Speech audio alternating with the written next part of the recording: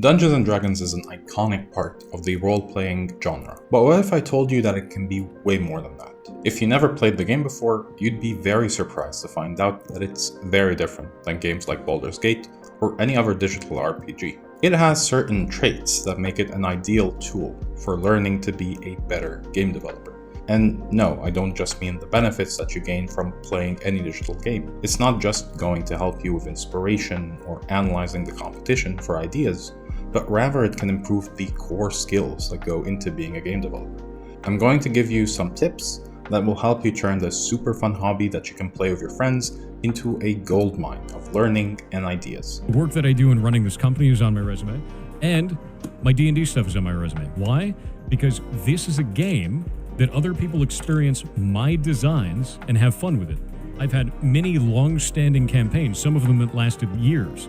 If you're going to have a set number of players that are so engaged that they play the same game every day with a small number of players for years, it means that you're being a good enough DM that you know how to design a good game experience for those players. And that is part of being a game designer. So put this on your resume. Do it. Absolutely do it. And I think that's something that people don't understand. They discount these little things. They discount this stuff.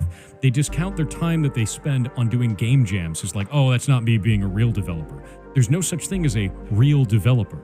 There is anyone who develops games. If you are doing it, that is experience that you should be putting on your resume when you're trying to apply for a job. Always. There's a reason why the ability to play D&D is inherently useful for a game dev. At its most basic, it's a game where creativity and improvisational skills reign supreme. If you ever played a digital RPG and felt like you didn't have enough choice or were limited by the options that you had available, you'll love the tabletop experience. You can do anything you can think of, and that the Dungeon Master allows. That's because D&D is a tabletop game.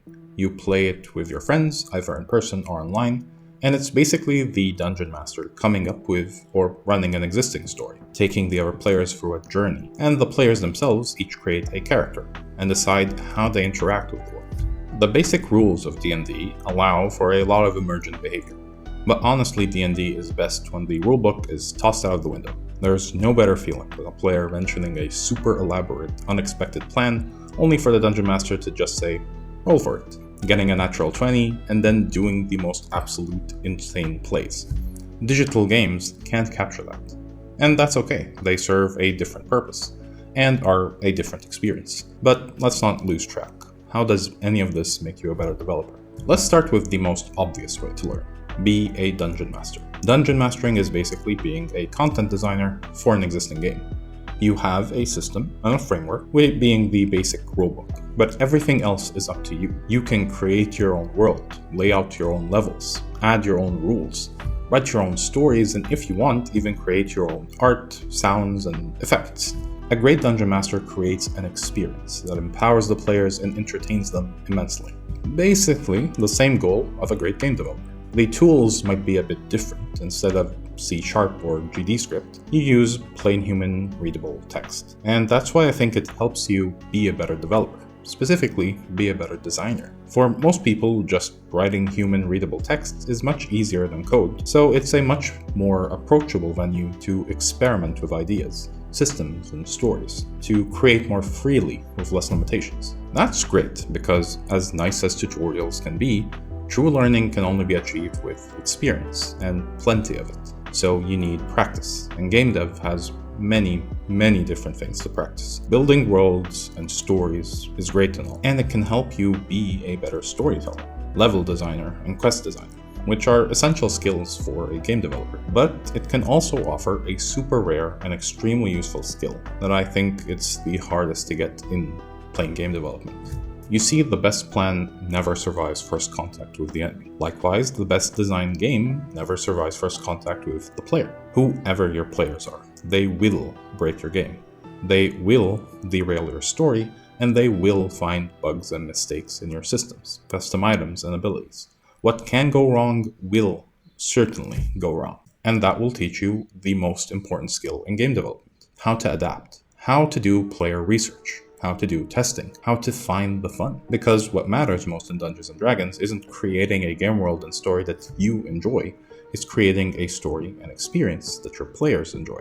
Speaking of, if you're enjoying this video, then kindly hit the like button to tell me that you enjoy this type of content. But what if fantasy role-playing isn't your cup of tea? Well, you aren't stuck. While I did use Dungeons & Dragons as the catch and main title of the video, especially because it's the flavor of tabletop that I personally have chosen to play and have been playing for over 6 years, there is almost an infinite pool of amazing games and systems to learn and adapt from. From darker fantasy to sci-fi, war games. Said war games, by the way, inspired the original RTS. And Dungeons & Dragons inspired the original RPG game genre. So there's a lot to learn from these. There is probably a system out there that suits your particular tastes and is just waiting to teach you so much. Do be warned though, as useful and amazing a tool as this is, there is a huge risk. It's very time consuming. It takes almost as much time to make a good Dungeons & Dragons game as it does to make an actual game. So I'd only go through this path if you struggle to make games but still want to improve your skills, or just early on in learning, if you genuinely enjoy the concept and consider it more so as a hobby than a full-time job. This can replace some of the time you spend on social media or on digital games, but hopefully it doesn't change or swap the time that you would be spending working on your actual game. So give it a shot, see if you enjoy it, and be a better developer while having fun. To see what can come out of D&D and game dev, I actually started not one but 2 games inspired by D&D. Specifically a campaign that I ran for my friends for around 6 years, I think, and still really haven't finished. You can watch the devlog series for Vuno, my city management game, here, and the Adventurer's Log, an RTS I made based on the same world for Ludum Dare Game Jam over here. Thank you all for watching, and see you all next time.